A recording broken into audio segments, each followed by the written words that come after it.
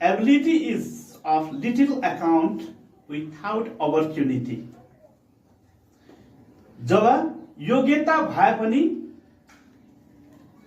उसले अवसर प्राप्त भएन भने त्यसको त्यो शिक्षा खेर जान्छ रे। नेपालमा पनि त्यही स्थिति सिर्जना गरिदिएका छन्।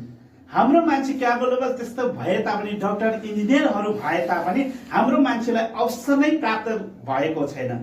अवसर प्राप्त नभइसकेपछि हाम्रो मान्छे त्यतिकै खेर जाने भयो। त्यसकारण गर्दा हाम्रो मान्छेहरूलाई जो मान्छे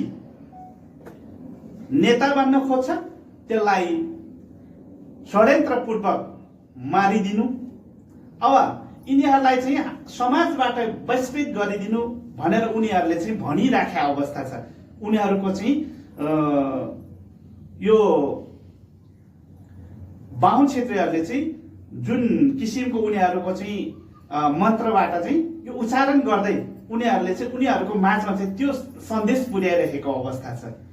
त्यसकारणले गर्दा हाम्रो मान्छे जतिसुकै बोल्न सक्ने क्षमताको क्यापेबल भए पनि बोल्नै नदिएर चाहिँ हाम्रो आवाजलाई दबाइदिनु भनेको छ। यो किसिमको षड्यन्त्रहरू भइरहेका छन्। यो षड्यन्त्र बावजुद पनि हाम्रो मान्छेहरू अहिले बोल्न सक्ने, लेख्न सक्ने, हाँस्न सक्ने, देख्न सक्ने यो